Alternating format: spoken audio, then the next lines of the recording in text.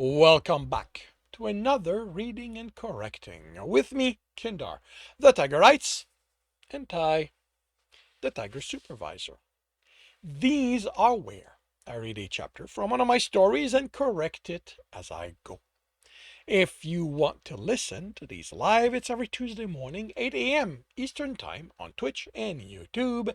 And if you are looking to support me, that is on my Patreon. Today we are doing chapter 72 of The Captain's Heart. Yeah, this is something I need to add when I do the second draft. Gralgiran sat at the desk, the 7 names floating over it. Next to that was the top name with her file, the list of the hunts she'd been on, how she'd performed on all of them, commendation, reprimands, notes from the betas she'd served under. The field under them was open, waiting for his entry, but he couldn't come up with the words. It was too early, he knew that. Only 2 days since he'd returned. It wasn't even his place to add to her file. He wasn't her beta. But to not acknowledge her part in the hunt, how she died, felt wrong. Only he couldn't find the word.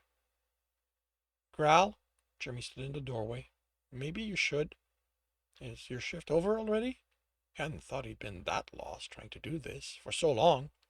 He sent me home early. That doesn't sound like Alex. Yeah, well, his exact words were, get the fuck home and see to your heart. If you even think of coming back before that's done, you can just stay home until I decide to transfer to another ship. I think he's serious, too. Gralgiran nodded. That sounded like his friend. He should have answered his messages, but he didn't want his comfort. He didn't deserve comfort right now, not while he struggled to write how he'd failed his hunter. The hand on his arm surprised him. Come on. You guys are pretty dim about living, and I'm confident it doesn't look like you sitting there with a lost puppy expression on your face. He pulled, and Gralgiran winced as the still tender flesh protested. Jer, I can't go out right now. I've got to. The empty field stared at him accusingly. I'm not asking you to go out, but if I'm going to be stuck here, I'm not doing that alone. Come on. We have a bed, and if you insist on not doing anything, that should not be capitalized. You're doing that while I get to snuggle you. He pulled again, and Gralgiran moved instead of dealing with the pain. Then he was falling and rolling onto their bed, and he stared at the ceiling. An arm draped over his chest. It's going to be okay, Jeremy said. They're dead, Jer. The arm tightened, and Gralgiran cried. Gralgiran squared his shoulder as he approached the door and let out a breath. Entering the counseling department looking like he felt wouldn't lead to a productive meeting. He didn't want it, but he'd been scheduled and he knew he needed it. He needed for an expert to tell him what he was feeling was normal.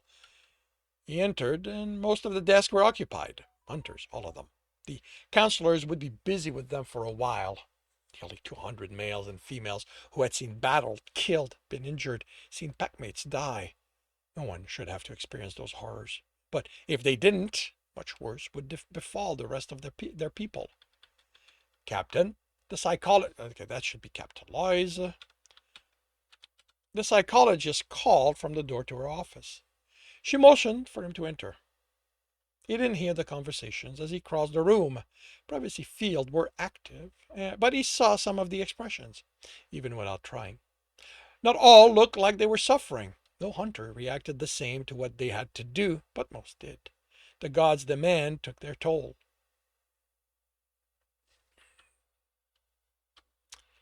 Ta-ta-ta-ta-ta-ta.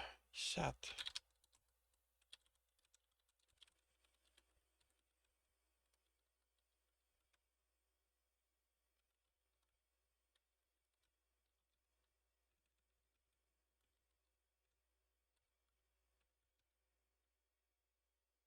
He sat, the green of the plants barely providing comfort, and she sat on the other side of the desk. So, she asked, tone lighter than he felt the situation deserved. Are we going through the same ballad as the previous times, or have you finally accepted that the gods don't hold you responsible for the new residents of the forest? She got a chuckle out of him. You had to give her that. I'm their alpha. Their safety is my responsibility. The sigh was put upon. Why do I not record these so I can just play them back to you by now? I'll never know. She took a breath. You aren't your namesakes, Captain. You are just a male in their favor, and they know hunters will fall. It is a price they pay for the privilege of keeping so many safe. Not this hunt, he whispered, fighting back the tears. More than a warning to fight as hard as they could, as far as he was concerned. A promise to them he would see them all return home. It will happen on all hunts, she replied in a conciliatory tone. I should have waited, he snapped. I didn't have the information. The plan was flawed because of my impatience. And how many civilians would have died while you waited for that plan to be perfect, Alpha? Are you responsible?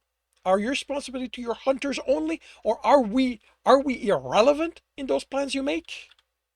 But he hadn't put those civilians there. What is your creed? Mr. Titan. Alpha, your creed, she demanded. We are hunters, he said weakly. We die, so others live. It was so much easier to contemplate when he was the only hunter affected. At least you remember that. How about we work at making you believe it again? And again, she forced him to remember the entirety of his duties to the gods and his people. He stood before the banners, with the skull hanging before the door. There are does in there there are does in my domain, it warned. Tread with care, lest I notice your presence. Honor them, lest I take offense. I am the one who hunts you all. None have the strength to evade me forever. So it was Tutankhamun warning and reminder that everyone was his prey, and that it was only a question of time until they fell under his claws. You don't have to be here, he told his hearts. I'm not letting you do this alone. Thank you. He moved the banner aside and stepped forward. The door opened, revealing the large room. The forest welcomes all, he whispered. The forest welcomes all, Jeremy said, and it felt strange hearing that in a different language. The coffins waiting for them in the center, and they made their way through the banners. Jeremy looked at them intently as they passed. The coffins were plain, as befitted hunters. They marked the world by their actions, by those who lived because of their sacrifice, not by the wealth civilians like to show in what they'd be burned in. Of course, these coffins only looked plain. Their insides were filled with the technology to ensure the bodies were preserved until they made it back to Kelsir, which made their each coffin more valuable than anything civilians would be able to buy. You served your people well, he said. Many lived because of you. The forest is your home now. Hunt and enjoy its pleasure, and may our path cross when you return. I'm sorry I failed you.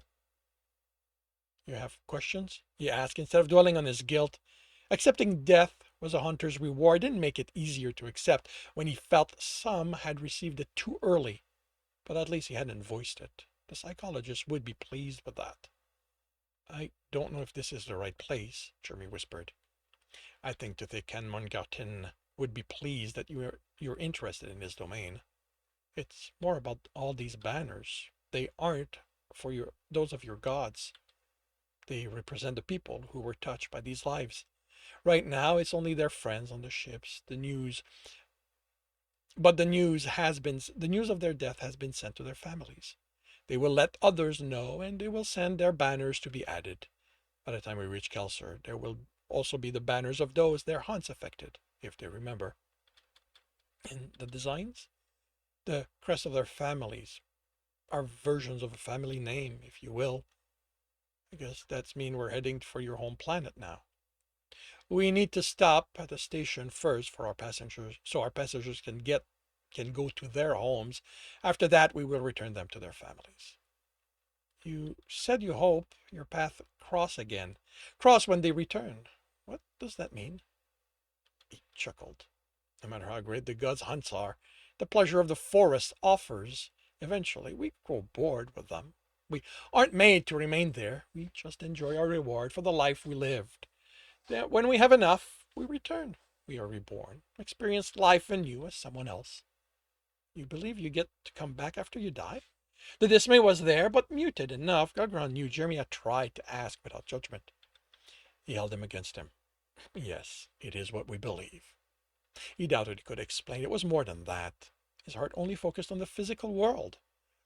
He silently wished the new resident of the forest pleasant hunts, and he left. Gralgiran stepped to the door and announced himself. It opened, and a black Kelsirian looked down at him. Welcome into our temporary home, she intoned, and stepped out of his way. As always, hearing his language spoken from another species was an odd experience.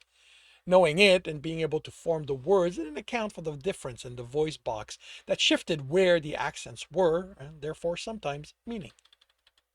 He preferred working through interpreters when he had official dealings with other species. They were paid to get the headaches that came with deciphering intent versus said words. Thank you. He looked the room over. I hope the accommodations are to your liking. They'd insisted on one apartment for the 38 of them. So he'd given them the largest one. From what he could tell, they might have all settled into the lounge. It is not permanent home, so lack is not held against you. He wished Queric had known their language, or that he'd thought to check if he was willing to learn it. Surely an ambassador would have use of a new language. Thank you. What did you want to talk about? Gratefulness. All the Kelsirian stood and took position behind the merchant master Kestraf Gromdetiter Dorfrar. Something was happening among them, so Gralgiran waited until they settled to ask for an explanation. Something was passed from one of the smaller Kelsirians to still ahead, taller than him, a box, which was passed to the one on their left. It was ornate, and passed to the left, and then passed to someone behind, taking it out of view. As far as he could tell, all they did was place a hand on the cover before handing it over.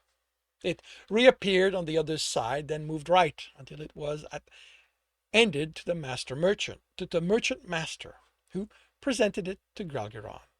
Among my people, she intoned, gratefulness holds value, and no container can hold the gratefulness you have accrued by rescuing us. But we offer all we can for you to use if you need Geran help one day.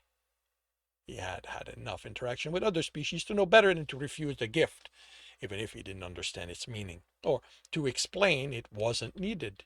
He was a hunter. They might not be Kelsirians, but he still saw keeping them safe as his duty. Thank you. I will honor this gift. No gift. She seemed to search for word debt on account. If one day you need, come to me, and the help I render will diminish some of the debt. And then I will make sure to keep it close, so I'm ready to come to you. The smile was filled with teeth, and he used his duty as captain to excuse himself. A smiling Kelsirian was unnerving. He considered the box, then headed for Queric's apartment to get his opinion on what he should do with it. And that concludes chapter 72 of The Captain's Heart. If you are enjoying this, please leave a like. If you want to know when the next chapter will be up, subscribe and hit the bell. If you want to read this story, it is available on Ream Story. If you want to listen to these live, it's every Tuesday morning, 8 a.m. Eastern Time on Twitch and YouTube. Links are in the notes, and with that, I shall wish you a good day.